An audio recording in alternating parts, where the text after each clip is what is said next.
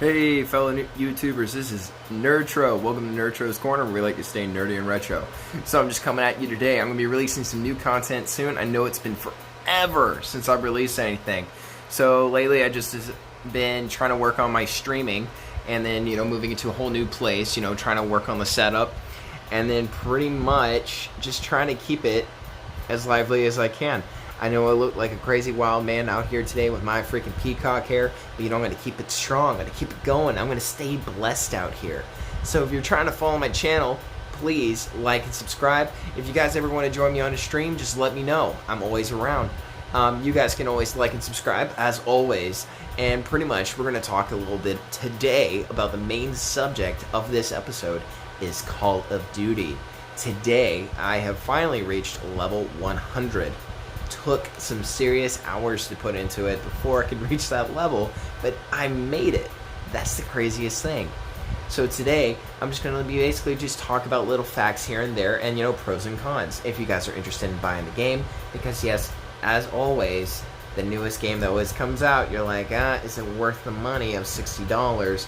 Or if I want to pay more for all these premium deals. Yes, I look crazy with my controller just looking sideways because I decided just to make a random episode of my, barely existing channel. So basically, okay, so for the first thing I want to talk about pros of the new Call of Duty. My pros so far that I've noticed is great gun selections, as always with the Call of Duties that have come out throughout the years. Other pro, it is not based on some futuristic, crazy in the future time period. And let's be honest, I love World War II. I'm a history nerd, just like in all nerds.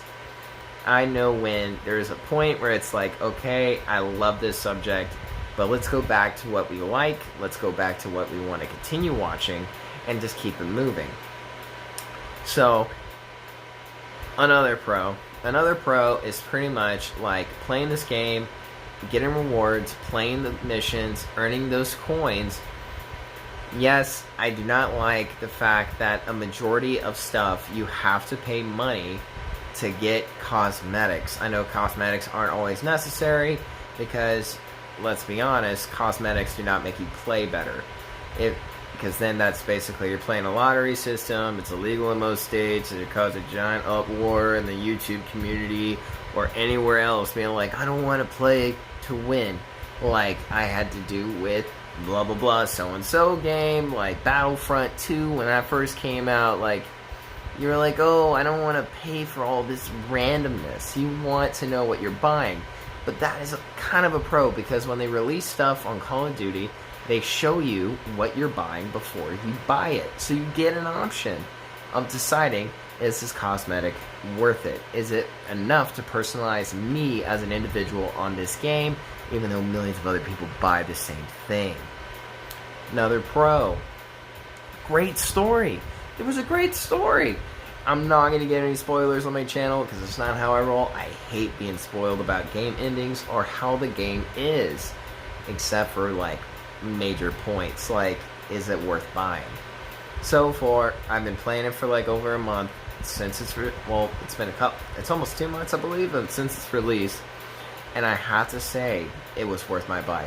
For me personally, as a guy who likes to play first-person shooters, the story was great. It basically starts off with major characters that you've played with in past games, which is great because I like a continuative story that you can follow, and then you understand these characters. You've seen these dramatic scenes where you can understand the character and then play as this new individual or an old individual that you love playing as, because it just had a great character, it had great plot points, great character development throughout the games.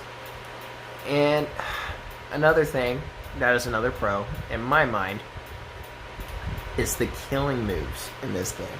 So basically in Call of Duty, you get these characters, your operators, and you can choose which one you want to play as based off two factions. And then when you play as these two factions, it alternates between different matches. So you're not always going to play as the same operative, which is always nice because you never want to stay the same side all the time. It gets very old and just not cool. But you get bored. Let's be honest, we don't have the attention span to be like, oh my, just like keep me the same thing forever. they keep unlocking new operators so you get to play the game and actually unlock them. So it actually gives you something to try to work towards and grind. I don't mind grinding because honestly, I'm a nerd and I'm going to keep doing what I like. So, keep it going. Keep grinding, do those missions. They have campaign missions that you unlock characters. You got the freaking operations where you like to keep getting new characters, and it tells you which levels to get certain characters. Because I know that I'm a completionist and I like to get every single character I can, so that way I can alternate when I get bored of playing with the same dude. And then with each character, they have their own killing moves, as I said before. Killing moves are basically anytime you go behind a character and then you decide to do a melee action, it does a small cinematic. And then you get to see them kill him different ways. There's a dude, he just goes back and stabs him and goes like, yeet, I'm going to push you to the side real quick and I'm going to go and shoot the other guy over there that's chilling in the corner camping. Okay? So, to me it was worth the money, but now let's talk about the cons. That kind of made me regret some of the decisions I made buying. One, I don't like how games nowadays are starting to release that if you want a new character, new skin, you have to go by seasons and you have to purchase them. If I buy the Battle Pass, you need to make... But the Battle Pass, before I go into that, before I go into that in more detail, the Battle Pass is pretty much something that most games are now releasing. For Season 1 of this game, it released 2 characters that it gave to you. It was Azure and then a chick operator named Maria. And they were both cool characters. I don't mind that I got them. It's just, like, I appreciated more getting the schematics and the weapons and calling cards and stuff other to identify myself instead of the, the vanilla stuff that we look at today. So, if you're going to make a Battle Pass, release all the characters that are going to come out with that season, because that would make it more convenient for the player. Because you can, even if you have to up the price to $5 more to accommodate with the new operator, it would make a lot more sense, because it would make me more in tune to want to buy and grind and try to maybe buy more stuff. So when I get that operator, I can make his stuff look super cool. I can make it look more awesome. Now let's talk about cons. I do not like paying for cosmetics. Cosmetics are not always my thing. Sometimes it's cool, sometimes it's not worth the money. 2, campers. Campers, and all first-person shooters. You're always going to run into them. There's so many memes out now just talking about these people that just like to sit in one spot the entire game. And it's like, how can you have fun just shooting in the same spot? I have to run around. I have to look at the whole part of the map, find new nooks and crannies that I can kill people in. It's like, and then I, use my kill streaks. If you sit in one spot, how can you use kill streaks? It makes no sense. And then you got the claymores, which means yet again, claymores. They be getting you every single time. You be killing like 10 people in a row. You're like really into it, and then you go into a room, bam, you're gone.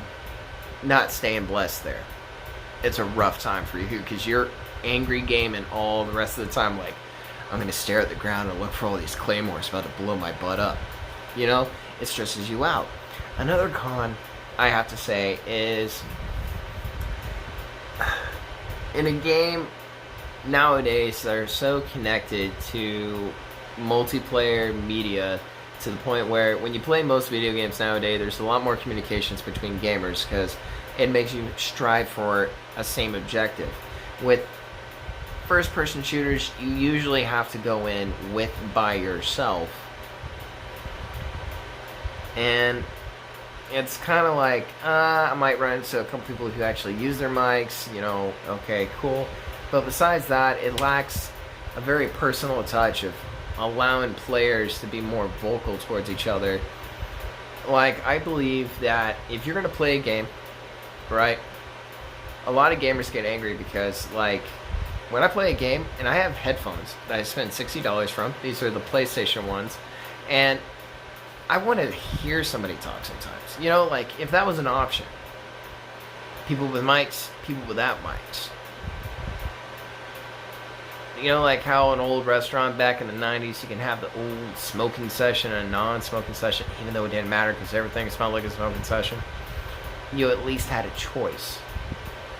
I don't know. Just something to work on. Something to think about,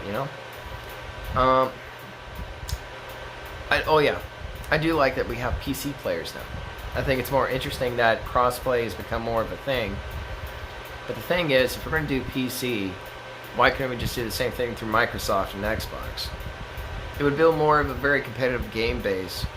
It would build more people onto servers. Yes, server issues would be an initial thing, but that's where technology improves. So maybe we can also improve on our servers. So that way we got more players. Then we can have bigger maps, bigger battles, pay a lot more money. Just a thought. Stay blessed. But let's talk about some other cons. It seems like the higher matches you go into are not very regulated on how to keep things even. I notice myself at times where I'm a level 100 and then I have like a couple level 2s that you can tell it's their first day playing the game and they're just trying to have fun. They don't really know everything they got. They got no scope on their gun. They just got plain old vanilla. And then I'm seeing the other side, it's level 155 5-star generals, and I'm like, okay, cool. How's that gonna work? Alright? And then I play it, and then it's like I'm dead every 2 seconds in the 24/7 shooting house. And that's just ridiculous. If you're gonna put up players against players, put it like a ranking system. 25s to 50s, 55s to 100s, 100 to 150. Like, make it regulated so that way you're in the same group, playing with the same, it's like playing ranked on Siege, right? Great game. Great game. You have standard play, and then you have ranked play. Playing ranked, you assume you're playing with somebody who's trying to achieve higher ranking. Usually bronze versus bronze, silver with silver. I can go on. We need to incorporate people who are trying to rank up, make their name in Call of Duty. It's cool playing with everybody, but I need a more competitive aspect when I play my games. But moving on from that point, because it just sounds like I'm rambling on about stuff that just don't really matter. Pretty much. It's a great game. I don't run into a lot of connective issues on this game. At the very beginning when it first came out, yes, but this game has been very consistent on dropping updates constantly. Pro and a con. Like, a game should not need an update every other day after first release. That sounds like it should have been handled before it was released. But a lot of gaming companies are pushing out the products without making sure they're fully complete because they're just trying to make that deadline. We need to focus on quality control before we release to the populace, because if the game sucks, right? Let's put an example. 2K20. That game has been surrounded by a whole bunch of controversy on just only being based on they were trying to make ad space and then pretty much not really caring about the character on the player. If I'm going to play a game, put my time and money into it, keep my attention on it, play it for a long period of time and stay on those servers, you need to make it more appealing to the player. When a game comes out and it has a ton of bugs, ton of issues, ton of freaking updates, ton of, we updated because we only replaced one file, that wasn't even the main issue. Fix the main issue, fix the glitch spots, fix it. Because I'm not going to waste my time and money on a game I don't feel like it's working. Because then I'm like, oh wow, should this company just pay me back for wasting my time?